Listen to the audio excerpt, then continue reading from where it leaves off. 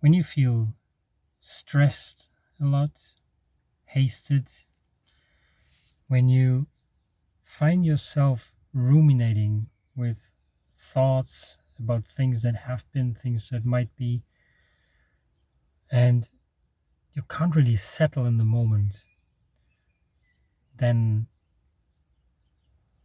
this might be for you. Hi, my name is Max, and on this channel, I'm exploring through my own experience how to deal with, how to live with, how to navigate the thinking mind, the ruminating mind, staying in, being stuck or feeling stuck in mental loops, and how to break free from that, how to take a breather actively from living so much up here and finding a way back down into the physical body. In this video, I want to share a simple technique that you might have heard in some way from mindfulness practices before, and how they apply in a very applicable way to an ordinary life where you have responsibilities, where you work a job, where you have kids, and still you don't want to lose yourself, where you don't want to lose yourself in feeling stressed out and always being already in the momentum towards the next action without ever feeling like you have a moment to arrive. Obviously, this is a big topic, but what I discovered is it is possible to mode shift. I call it mode shifting. Basically, what it means is you can change how you engage with life in two ways: from engaging with life through the thinking mind, meaning the mind that analyzes, that puts label on things, that defines things, that creates meaning for experiences and objects and people and circumstances. And on the other side, engaging with life through the senses, through your five senses, through your body.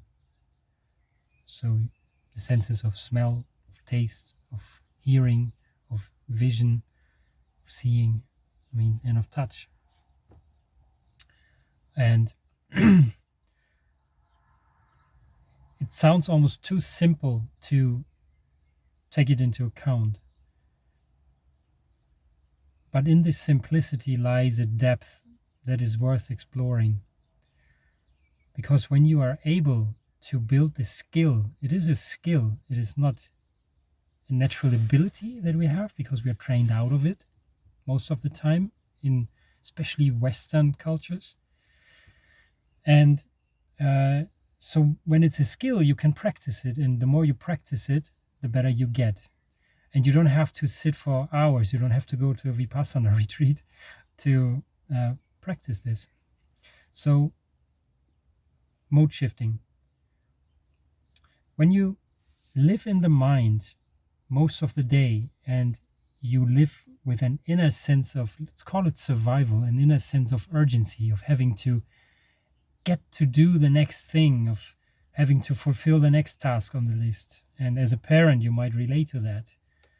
Or if you have a stressful job, you might relate to that. I do. I have 2 children and a job and an old dog. And none of them is responsible for this happening, but it just comes with being a parent and having family and everyday life obligations, or rather responsibilities, not obligations. It's a responsibility. It's a chosen thing for most of the time, and with it, the circumstances come that arise of it, of course. So when you live in this urgency, the pressure that builds in the mind takes over. And the more we do that, the more this becomes, let's say, a habit to live in the mind, the more difficult it gets to seemingly step out of that routine.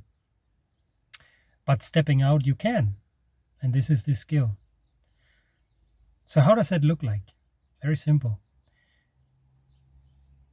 Let's begin with one of the three main sense areas that we use most of the time. One is vision, one is hearing, and one is touch. You can choose which one you like. Me personally, I like listening, but choose any of the others too if you want. If you feel more like you're an olfactory person or an auditory person or a taste person, you choose one of those, of course. But how you step out from the mind into the life of senses, into the body experience, you can use the five senses as gates to enter that. So you basically take a minute. Let it be a minute for a start. It doesn't have to be long. You could do it even while you sit on the toilet if you have to. If it's the only break you think you have in the day, you create your little intentional pause there.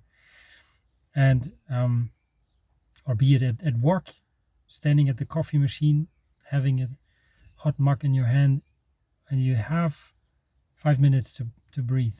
If you have more, wonderful. But important here with this, and I know I'm I'm circling, I'm sorry. It does not matter so much that you have half an hour at a piece, because this kind of restriction that we place on ourselves that adds to the stress is what keeps us from doing it, and it doesn't have to be that long. So aim very low at the beginning. Aim for 1 minute, because here with this kind of skill building and practice, quality over quantity. So you take a moment, and for my example, because I just brought my daughter to the writing class, we are on a farm. I just sit in the car because there's a wind going and I don't have a microphone protection there, otherwise you hear all the whooshing. I'm in the farm. There's lots of sound from nature, the birds, the wind in the trees, even the cars down in the valley. And what you can do is take a moment and you just sit. I like to close my eyes. I just do it with you. If you want to do it with me, so sit or stand or lay down or lean or whatever feels comfy for you. Any positioning, there's no rule. Just be comfortable in a way that you can relax in your body for a moment. And first of all, you just become quiet and slow. You begin with just notice your breathing. Just follow your breath.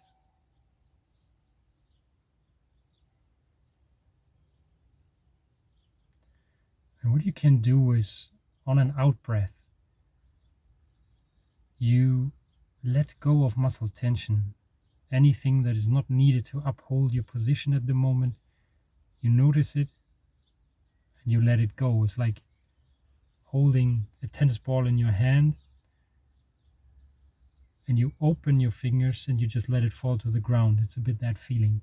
You melt like wax on a candle that is lit. So on an out breath, you just let it sink. Let your face sink. Let your stomach sink. Let your arms and legs get heavy. Feel where your body touches the space around you, be it your seat or your feet on the ground. And you just take like 3 to 5 breaths and you just, it's like if you drink coffee and you have been off coffee for 2 weeks and you take the first sip and you enjoy it, or any other drink, it doesn't matter, and you taste it and you taste it fully, like you want to drink it all in, you want to taste it all. And this is like, you want to feel the relaxation of your breath in the moment and how good it feels to breathe in and out.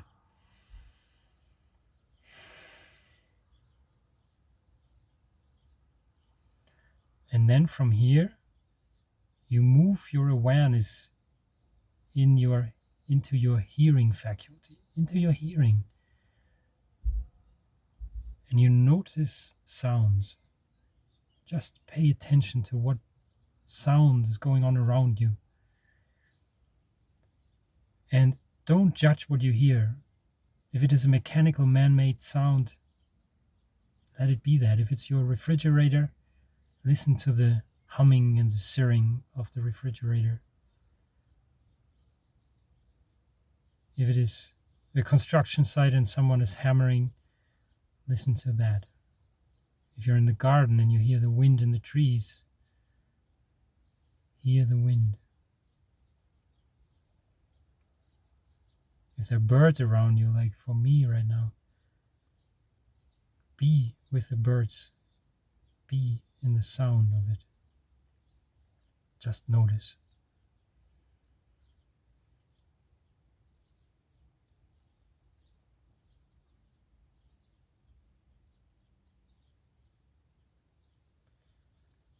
And whenever you notice that your mind is going back to thinking about stuff, gently call it back to the experience of hearing and to your breath. Go back to breathing first. And let it go.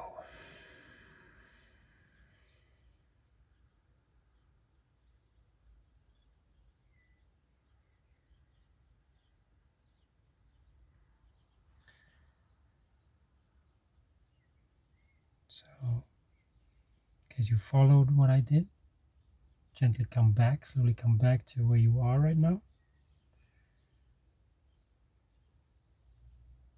And with eyes open or closed, see if you notice a difference. Can you feel your body more? Are you more present in your environment?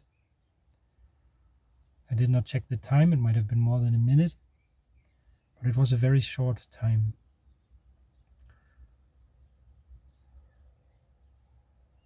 And maybe you experienced that you could step away from the thinking.